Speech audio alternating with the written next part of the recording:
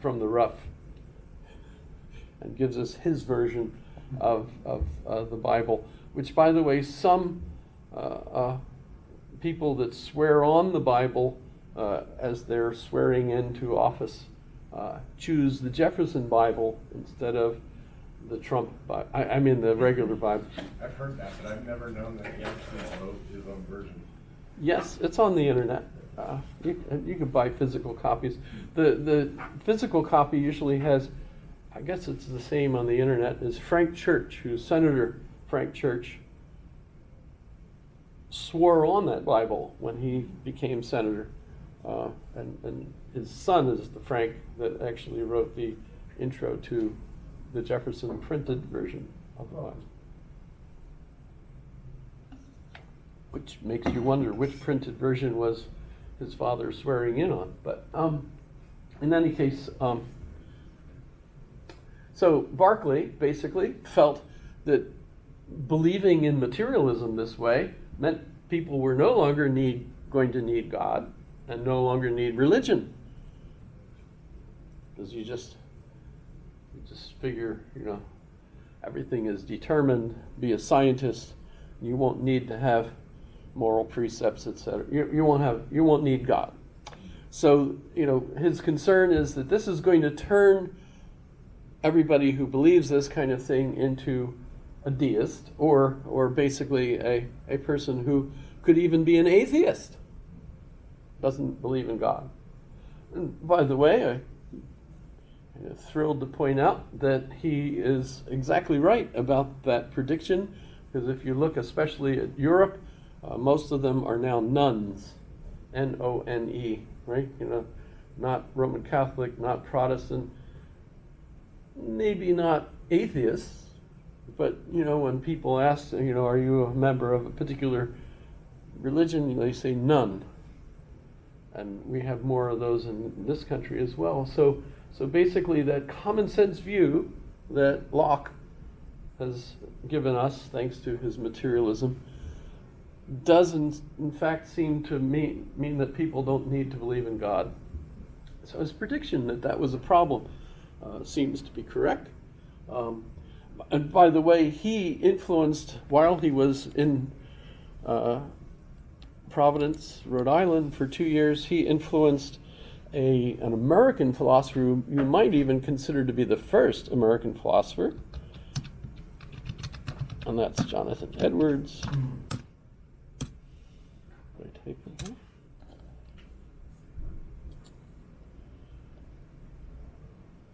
Boy, they even make him look evil, don't they? But Jonathan Edwards, the fire and brimstone minister, led in fact to sinners in the hands of an angry God, etc. But you end up with the burned out district, the Great Awakening, where people would come together in great big crowds and expect Jesus to come, etc. All kinds of fascinating stuff about that. But he also has a philosophical point of view, a metaphysical point of view that is identical with Barclay's, and that is that we don't have physical matter. In fact, that becomes a contradiction to say that I know that this cup has primary qualities, and the reason I sense, etc., have all this interaction with it is because even though I can't see it directly, I know it's there. Well, that's a contradiction. To say I know something's there that I can't see is a contradiction. So his solution, by the way, is to say that everything is in the mind of God. So guess what? We need God, because God is constantly creating the right now. It's all spirit. So our experiences are all spiritual, not physical. The physical concept of matter that Locke gives us is false, because it's a contradiction. But instead it's all spirit, and that spirit is all persistent. Famously, Okay, let me ask this as a quiz question for you today. And this is where I finally have earned my money. Because you have to have this question. Otherwise, you could ask for your money back, right? The quiz question is, if a tree falls in a forest and there's nobody there to hear it, does it make a sound? I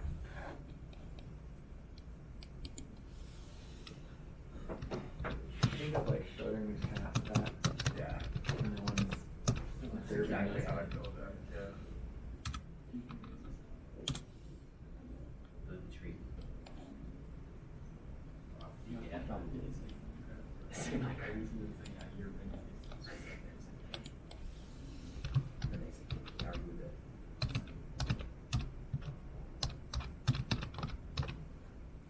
How do you spell limerick?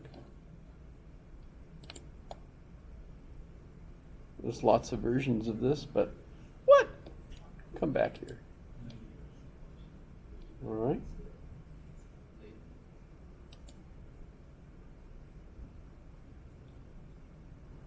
That's too small for me to read. Oh, well, here it is. I can make it bigger.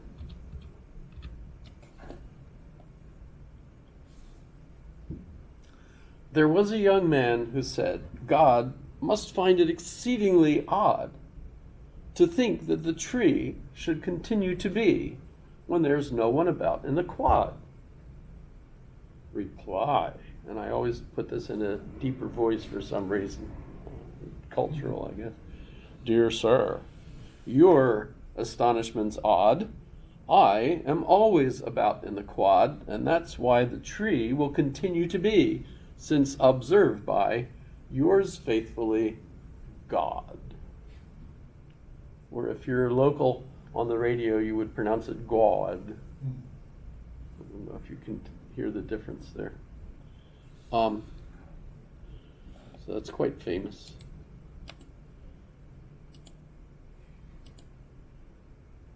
Associated with idealism, because instead of thinking in material terms, everything is idealistic.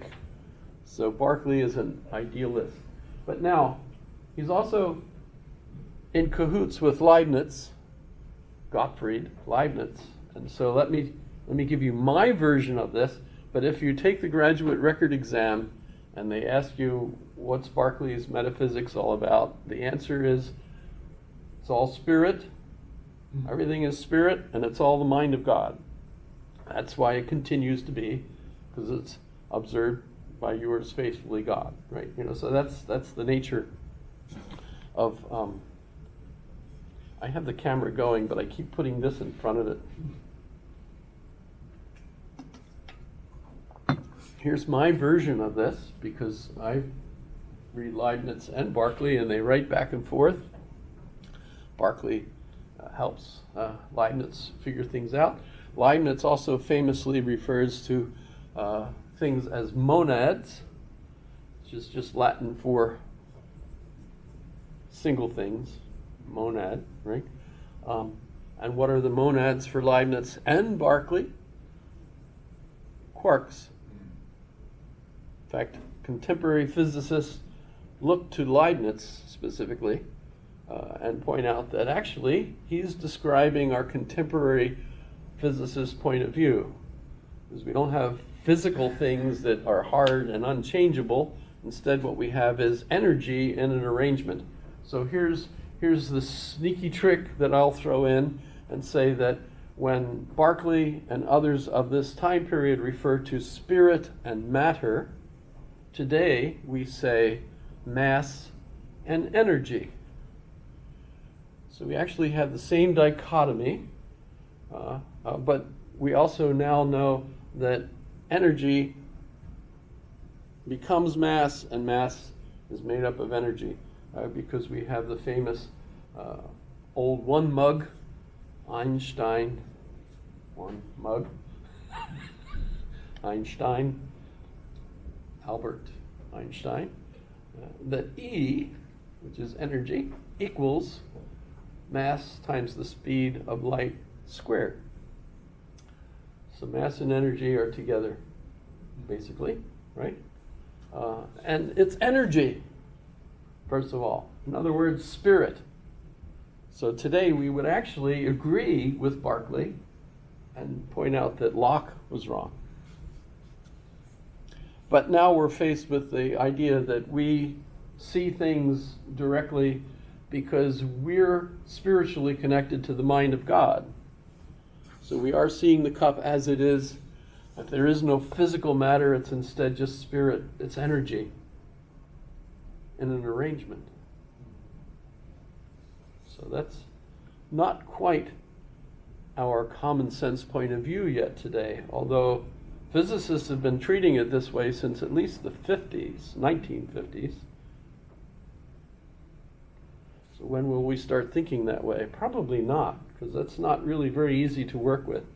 You're trying to think none of this is real in a physical sense, but instead appears that way because of the macro state that I'm living in, and as a result I can't think about it as particles in an arrangement, and I don't have to worry that I might accidentally walk through the wall, even though statistically speaking there's a billionth of a chance that I could actually, all my particles could just slip in. That's never going to happen. So Berkeley gives us the answer that it's all spiritual and it's all the mind of God. And then comes this guy who I was introducing last class in order to bring up Hume's principle. That's David Hume, the one who dies in 1776 in August. Scottish. And David Hume is the skeptic. And he agrees with Berkeley that Locke is wrong because of the nature of empiricism. We can't actually see the things as they are in themselves.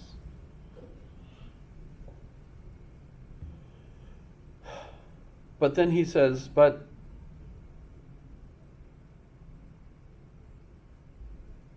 how do you know that it's the mind of God? And we have absolutely no answer for that. So basically, from Hume's skeptical point of view, the only thing I could possibly know for sure at any moment is what I'm experiencing. He's an empiricist. So the only thing I can know for sure at any one point of time is what I'm experiencing at that moment. So I see you. If I look over here, how do I know you're there? Aha, you are. But while I was looking over here and couldn't see you, I was just guessing that you were there. I couldn't possibly have known for sure that you were there.